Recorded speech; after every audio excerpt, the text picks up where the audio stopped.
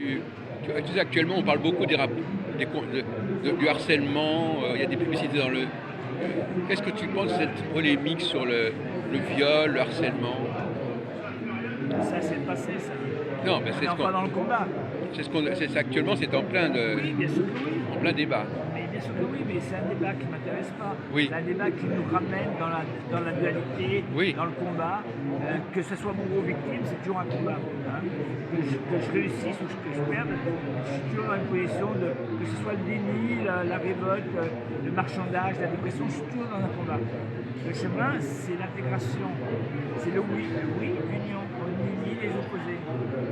Est-ce que Et ça, est-ce que ça veut pas dire quelque part que les hommes et les femmes n'ont pas les mêmes codes et que par conséquent, polarité masculine, polarité féminine, c'est que oui. ils n'ont pas les mêmes codes et donc par conséquent, ils se comprennent pas forcément.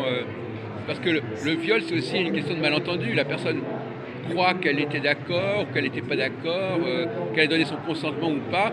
Il y a un problème de lecture de code. Ça va très loin dans l'union, c'est-à-dire l'union des paradoxes, l'union de l'ombre et de la lumière. Ça veut dire dans le cas présent, l'union du violeur et du violé. Il y a une interaction évidemment entre les deux. Maintenant, c'est un chemin. Mandela disait, vous ne serez, à son peuple qui venait d'accéder au pouvoir, vous ne serez libre.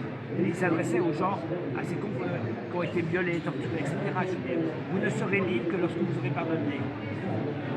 Et qu'au moment où, avec ce don d'amour, on réunit, on accueille ce qui est, voilà, il y a quelque chose qui est passé. Donc, on est dans un passage qui est le passage de la révélation, qui est le passage de l'Apocalypse. Et du coup, toutes les valeurs tombent. Il n'y a plus de violeurs violés, il y a une expérience qui a donné un acte malheureux de cruauté ou de bonheur, dépendant comment l'acte d'amour est vécu. Oui, mais enfin, la mixité, tu es d'accord que il y a des codes différents, la mixité, on en parle beaucoup aussi, c'est le problème de l'immigration, de l'étranger, celui qui ne comprend pas les codes, qu'on ne comprend pas. Et tout ça, c'est des éléments complémentaires.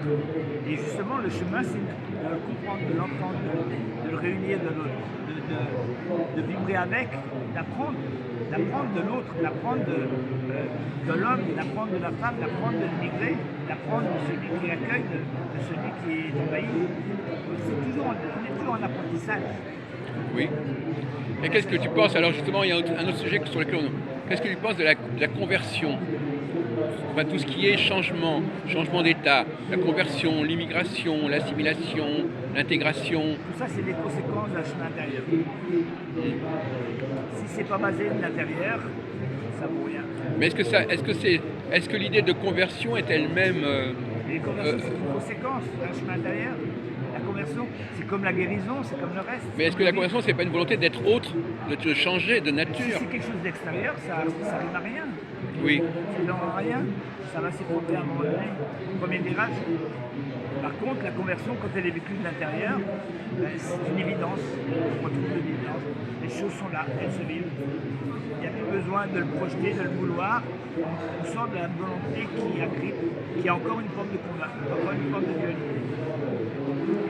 Par exemple, à l'origine, le christianisme, est-ce que c'est une forme de conversion, le christianisme? Pourquoi est-ce que les gens... D'où est né le christianisme? Je ne sais pas, moi, je veux dire. Non, mais je veux dire que d'où ça sort le christianisme, c'était une volonté. La conversion, c'est lié à une volonté de quelque chose. C'est une imitation, c'est un mimétisme. Si c'est une imitation, c'est un pas de valeur. C'est un changement intérieur qui se passe. On est touché. Alors on appelle ça la grâce, par exemple. Mais c'est une façon de parler. On est touché par quelque chose qui fait qu'on voit la vie autrement. On a envie de vivre les choses autrement. Oui. Mais on a toujours un objectif. Souvent, les gens, ils veulent accéder à ceci, ils veulent cela. Oui, mais on est encore dans un jeu de pouvoir, dans un jeu de combat. C'est ça qu'il faut lâcher. Il y a toujours un modèle quelque part. Le modèle, il y en a. Même l'enfant a un modèle, c'est l'adulte. Ouais. Et la construction de l'être, c'est de lâcher le modèle. On lâche son modèle. On veut ressembler à celui-ci, on veut être comme celui-ci, on veut appartenir à un groupe. jusqu'au moment où on arrive à comprendre que lâcher toutes les références, toutes les morales, toutes les valeurs, pour simplement être présent à ce qui est. C'est tout. Et c'est dans cette présence consciente, bienveillante et respirante que là, il y a des miracles qui se font. Et le miracle, il se fait dans l'instant, tout simplement. Tout simplement. D'accord, merci.